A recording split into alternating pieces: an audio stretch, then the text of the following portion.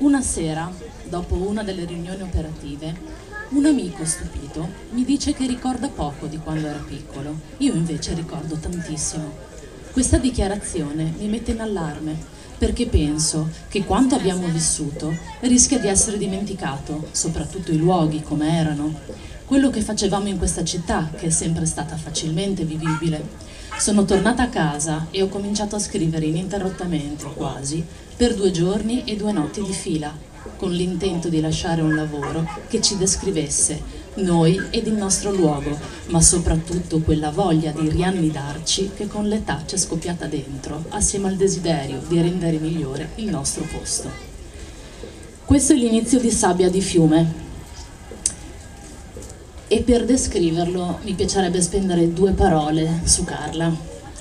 Carla è figlia della generazione degli anni 60. Nasce ad Aviano, si trasferisce a crescere a Pordenone e poi da Pordenone inizia a peregrinare per motivi personali e lavorativi in molte città fuori di Pordenone. Nel 2015, quindi 2 anni fa, a Pordenone lei torna ed è qui che inizia a sviluppare quella che è la sua passione e quella che è il suo talento, scrivere in poesia, perché Carla è scrittrice, una poetessa. Infatti da quando è qui a Pordenone ha ricominciato a scrivere e la sua prima raccolta esce appunto nel 2015 ed è I soliti accordi. Nello stesso anno vince il 2° premio del concorso Invito alla poesia di Trieste con la poesia Non ti guardavo mentre cadevi. Nel 2016 vince il 1° premio al concorso di poesia Apriamo un varco di Roma e quest'anno, 2017, la sua poesia Non si poteva più stare viene scelta come poesia simbolo degli esuli istriani per l'anno 2017. Parto da questa piccola descrizione di Carla come poetessa e come scrittrice, quindi, perché in questo piccolo racconto di vita c'è un po' il contenuto, secondo me, di questo libro, che è un ritornare. Un ritornare che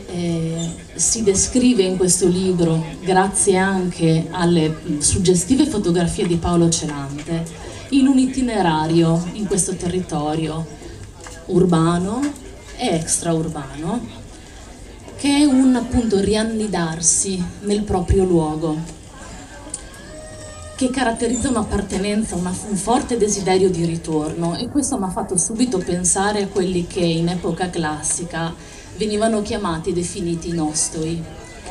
Sono le epopee degli eroi che andavano lontano dalla propria città di nascita per scoprire,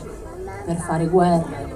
per conoscere posti nuovi, ma sempre legati alla propria casa, alle proprie radici, all'amore per la propria identità e con la mente e col cuore sempre indietro, nostalgico. E io ho visto in Carla, nel suo racconto, che è un racconto di una generazione, di un luogo ben preciso di Pordenone, ma in realtà di un momento storico, questa voglia di ritornare. Nel libro si affrontano sostanzialmente le storie di 2 personaggi principali, un uomo e una donna, Giovanni e Lucia, che sono un pochettino il simbolo della generazione dal punto di vista maschile e dal punto di vista femminile, che sviluppano la loro vita in maniera molto spesso diametralmente opposta, facendo delle scelte agli antipodi, ma riavvicinandosi nella fase finale proprio nel luogo dal quale provengono. E allora io inizierei da qui, da questo contenuto, da questo sentimento del ritorno, chiedendo a Carla quanto vale per la tua storia familiare, personale, il ritorno, e poi ovviamente a specchio anche per i tuoi personaggi. Grazie Francesca. Allora, il ritornare appartiene a persone che sono radicate in un territorio normalmente, no? Cioè ritornare in un punto, ritornare in una situazione. Nella mia famiglia questo elemento non c'è, in quanto mia mamma è un'esule istriana e come tutti gli esuli istriani non ha un luogo nel quale ritornare, perché non è più un luogo nostro né politicamente, né tantomeno un luogo nostro come appartenenza di case o cose di questo genere, è stato abitato da altre genti, altre realtà. E quindi si vive con una dimensione assolutamente diversa rispetto all'appartenenza, cioè l'appartenere a un non luogo, che è una cosa bellissima, perché alla fine è un luogo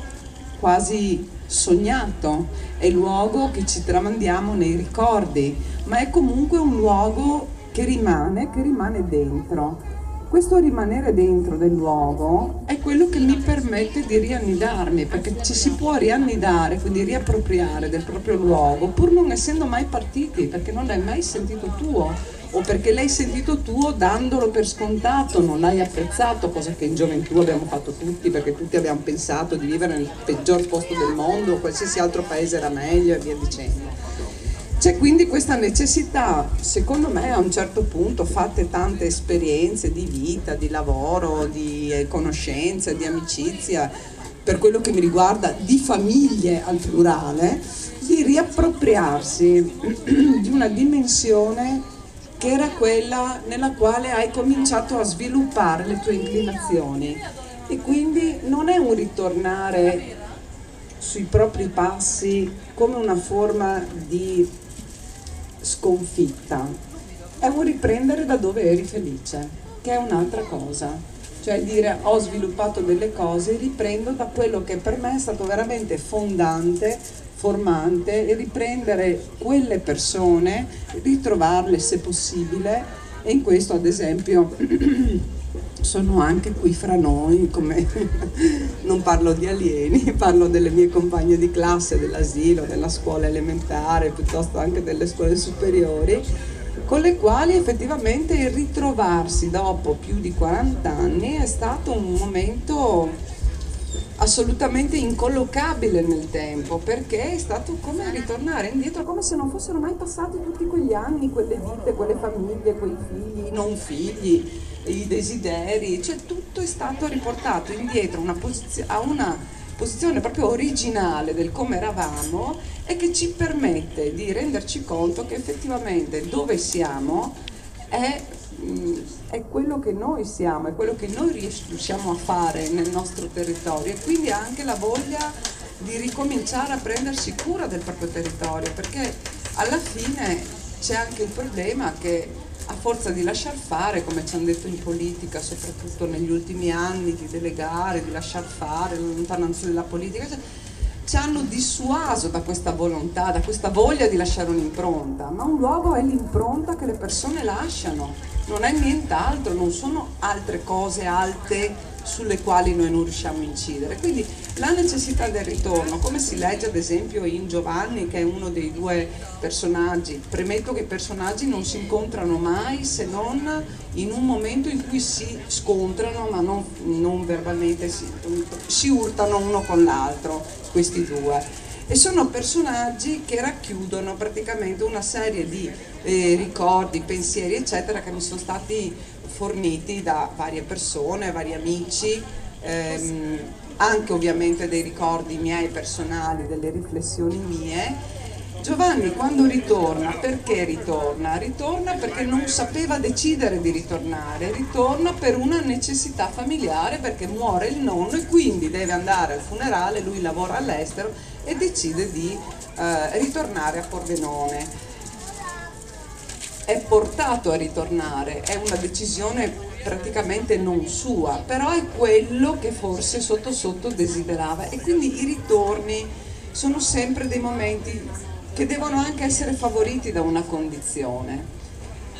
Per quello che riguarda me, nello scrivere il libro, il ritorno è stato la necessità di chiudere con una vita precedente lavorativa, cambiare ambiente di lavoro e quindi ritornare a Pordenone, anziché rimanere, allora abitavo nel Veneto, quindi nel Veneto, e ritrovarmi come mi sono ritrovata con le compagne di classe, i colleghi che stranamente erano invecchiati, non so perché, insomma dopo 20 anni loro, e ritrovare invece lo stesso affetto, la stessa vicinanza, la stessa voglia di parlarci lo stesso, con cosa è successo di particolare in quel periodo? Che stranamente i giorni della Merla del 2014 sono stati giorni non freddi ma molto piovosi. Il noncello era lì, che era pronto ad andare in chiesa a pregare di nuovo, come ha fatto altre volte, e io venendo da Portogruaro dovevo controllare le strade di accesso perché pareva che chiudessero, eccetera. E trovo questa pagina 6 di Pordenone, 6 puntini puntini, leggo qualche nome e mi emergono dei nomi che non avevo nelle orecchie da più di 40 anni, ma erano persone che conoscevo una volta, per cui sei tu quello o sei tu quella, sì sono io. Bene, lì è iniziata questa pagina che nel giro di pochissimi giorni ha avuto un'adesione esponenziale. E da lì poi la decisione è stata quella di